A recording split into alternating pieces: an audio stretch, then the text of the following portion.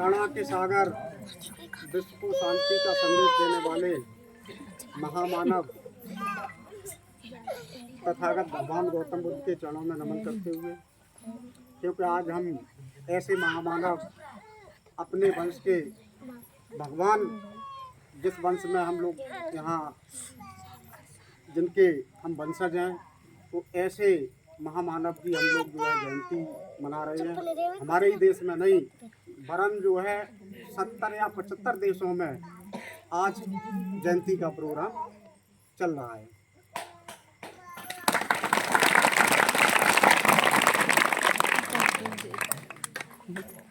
महान समाज सुधारक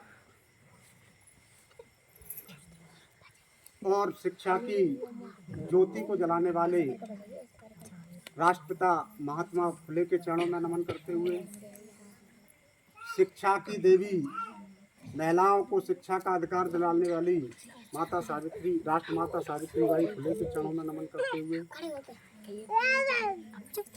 सम्राट चंद्रगुप्त मौर्य जी के चरणों में नमन करते हुए,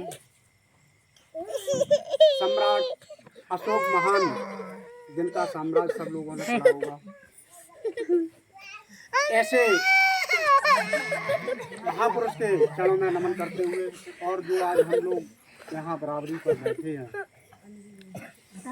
ऐसे महामानव जो सामाजिक समता का अधिकार दिलाने वाले भारत रत्न से संविधान के निर्माता डॉक्टर B.R. अम्बेडकर के चरणों में नमन करते हुए, मेरे सामने बैठे हुए मेरे पिता तुल्य बुजुर्गों, माताएं, बहनें, मेरे नौजवान साथियों, सर्वप्रथम मैं अपने से बड़ों का चरण करता हूँ, नमन करता हूँ।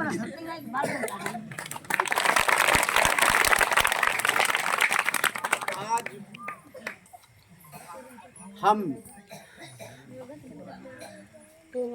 ऐसे महामानव की जयंती को मना रहे हैं, जिन्होंने अपने राजपाट को छोड़ करके, क्योंकि इनका जन्म जो है एक राशि परिवार में हुआ था, और ज्योतिषियों ने भविष्यवाणी भी की थी कि या तो ये जो है बहुत बड़े सम्राट बनेंगे, या ये बहुत बड़े समाज सुधारक बनेंगे। तो ऐसे महामानव ने अपना सारा राजपाट छोड़ करके हम लोगों के लिए सत्य, अहिंसा और ज्ञान, अपनी बुद्धि विवेक से सोच करके कार्य करने की हमें जो उपदेश दिए हैं, वो आज हमारा देश ही नहीं, हम लोग ही नहीं, लेकिन पूरे संसार उनकी जयंती को मना रहा है, उनके धर्म को अपना रहा है। देखो, एक बात मैं और बताना चाहता हूँ कि अगर हमारे देश में बाबा साहब उस समय बौद्ध धर्म की दीक्षा नहीं लेते, तो शायद आज हम लोग इस जयंती को मनाने के लिए सभी लोग बैठे हैं। हो सकता है कि हम लोग जो है, जब हमारे धर्म का पतन ही हो जाता, तो हम आज नहीं मना पाते, क्योंकि हमारे देश से, क्योंकि उस समय मनवादी व्यवस्था चल रही थी।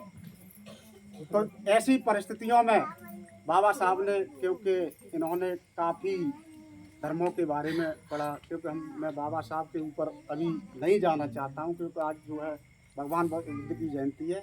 तो बाबा साहब ने बड़ी विपरीत परिस्थितियों में, क्योंकि उन्होंने हिंदू धर्म भी देखा, सिख धर्म भी देखा, ईसाई धर्म के बारे में भी पढ़ा, क्योंकि वे लगभग उन पर 32 डिग्रियाँ, बाबा साहब पर 32 डिग्रियाँ और 4 सब्जेक्ट से जो है PhD रहे थे।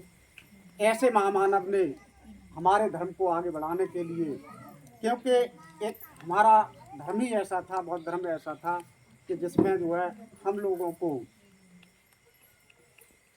कोई न जात पात की व्यवस्था ऊंच नीच की थी, क्योंकि केवल विज्ञान से भगवान बुद्ध ने यही उपदेश दिए थे कि अपनी बुद्धि विवेक से जो आपको बताए या हम बताएं, उसको सही मत मानो, लेकिन जो तुम्हें सही लगे, जिससे किसी दूसरे को कष्ट न पहुंचे, उस बात को जो है मानो, क्योंकि अपना दीपक स्वयं जलाओ।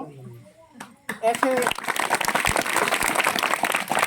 धर्म को बाबा साहब ने, क्योंकि लगभग 2.5 लाख लोगों के साथ में दीक्षा ग्रहण की थी। अगर उस समय बाबा साहब हम लोगों की दीक्षा धर्म की दीक्षा नहीं देते तो मनवादी व्यवस्था के देखते हुए, क्योंकि उस समय हमारे धर्म को नष्ट करने में मनवादी व्यवस्था सब लोग जानते होंगे, हम नहीं कह सकते हैं अभी, क्योंकि जो है तो ऐसे लोगों ने हमारे धर्म को नष्ट करने में कोई जो है कसर नहीं छोड़ी थी। अब मैं आप लोगों से यही कहूँगा, क्योंकि हमारे समाज में हमें अपने इतिहास को पहचानना है कि जिस समाज में भगवान गौतम बुद्ध और शिक्षा और महान समाज सुधारक ज्योतिबा फुले और माता सावित्रीबाई फुले और जो है चक्रवर्ती सम्राट अशोक महान, चंद्रगुप्त मौर्य जैसे हमारे वंश में पैदा हुए हैं, हम उन लोगों की वंशज हैं, लेकिन हम अपने इतिहास को जो है भूलते चले जा रहे हैं। देखो, सबसे ज़्यादा मैं यही कहूँगा कि शिक्षा पे हम लोग जो है ज़्यादा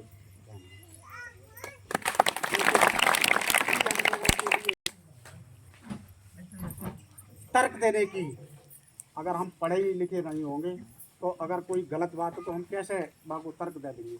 अच्छा है कि ना साहब, जहाँ बात नहीं कर रहे हैं, अगर हम लोग जो है पढ़े लिखे नहीं होंगे, अनपढ़ होंगे, तो अनपढ़ की तो बात अनपढ़ जैसी ही रहेगी। जब पढ़े लिखे कोई हमसे कहे वो कहे जो है बबूर है, तो हम जो है आम को पेड़ है तो आम को ही पेड़ को कहेंगे। अच्छा है कि ना, बबूर को पेड़ तो ना कह देंगे। अगर पढ़े लिखे नहीं होंगे तो हमें बबूर का पेड़, आम के पेड़ को बबूर का पेड़ कहना पड़ेगा।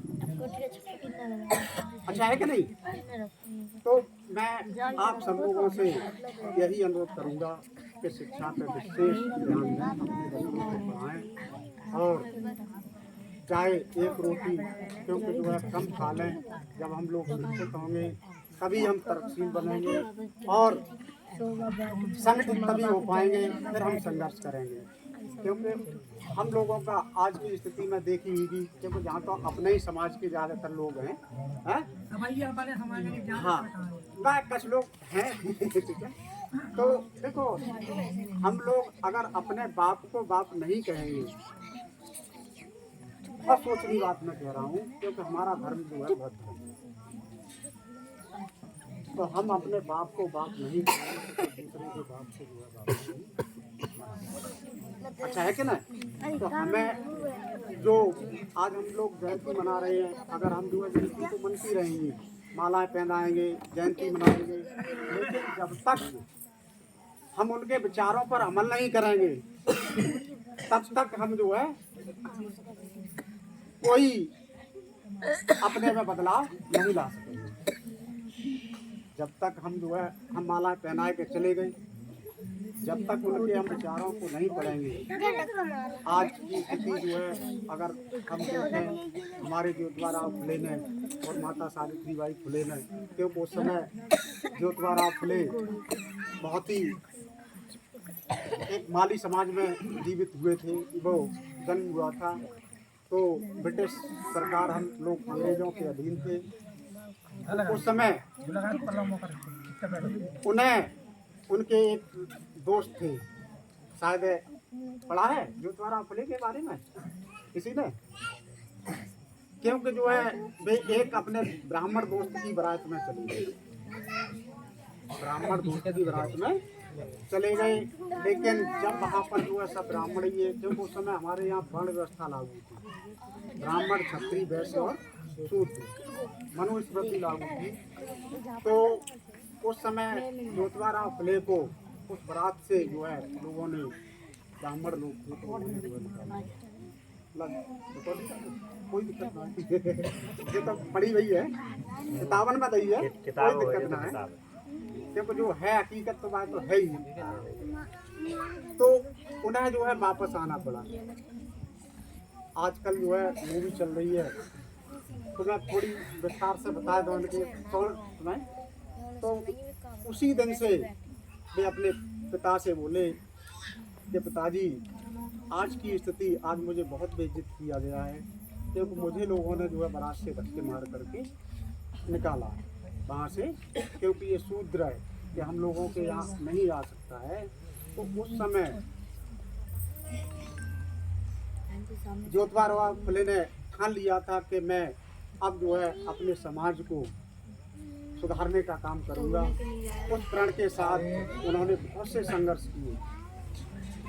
फिर ज्योतिबा फुले ने, क्योंकि इनकी शादी उस समय माता सावित्रीबाई फुले से, क्योंकि उस समय शायद हमारी नॉलेज में पता है कि 10-12 साल में शादी हो जाती क्या हो जाती कि ना है? और गौना होकर थे 4-5 साल में, पुराने लोगों को जानकारी हुई। तो वही स्थिति थी कि 13 साल की अवस्था में ज्योतिबा फुले की शादी हुई। उनकी पत्नी, क्योंकि ज्योतिबा फुले योग्य आदमी थे, पढ़े लिखे आदमी थे, क्योंकि पढ़ा लिखा ही जो है तर्क कर पाएगा, पढ़ा लिखा आदमी तो ही तर्क कर पाएगा। तो ज्योतिबा फुले योग्य व्यक्ति थे उस समय।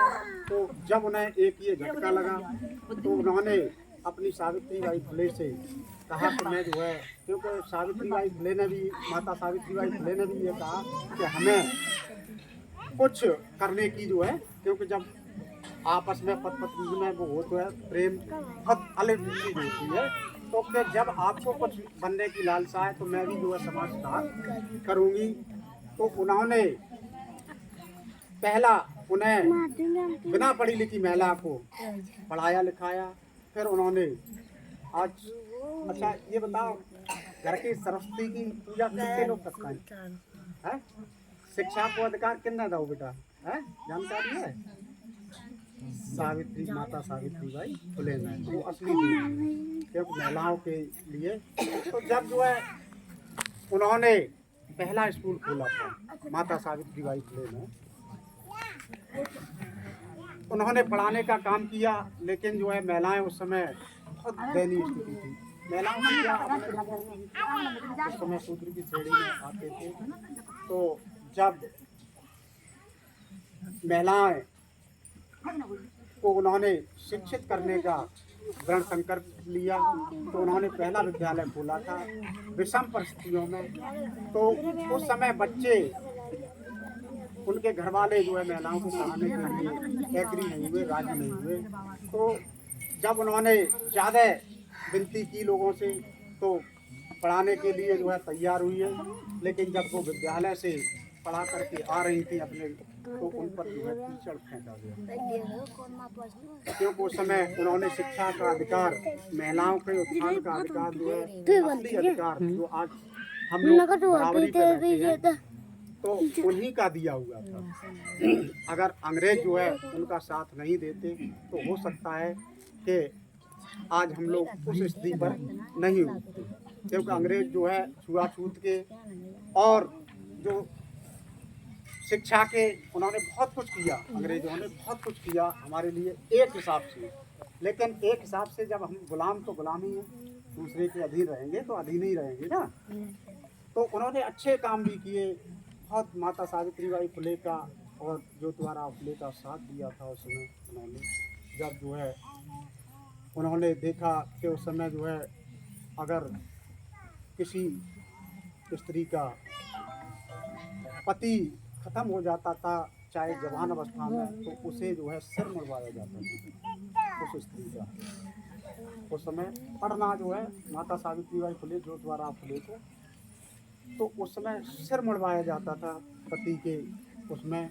लेकिन उसे भी माता सावित्रीबाई फुले ने विधवा पुनर्विवाह करने का अधिकार दिलाया। तो ऐसे वंश में हम लोग जो है पैदा हुए हैं। तो हमें अपने इतिहास के बारे में सोचना है। अब मैं ज़्यादा वक्त नहीं लूँगा, क्योंकि आज बहुत जगह बोलना पड़ेगा, सवेरे को निकले गए। तो इन्हीं शब्दों के साथ मैं अपनी बात को समाप्त करता हूँ, क्योंकि ज़्यादा से ज़्यादा सब लोग जो है पढ़ने पर बिल्कुल ध्यान दें।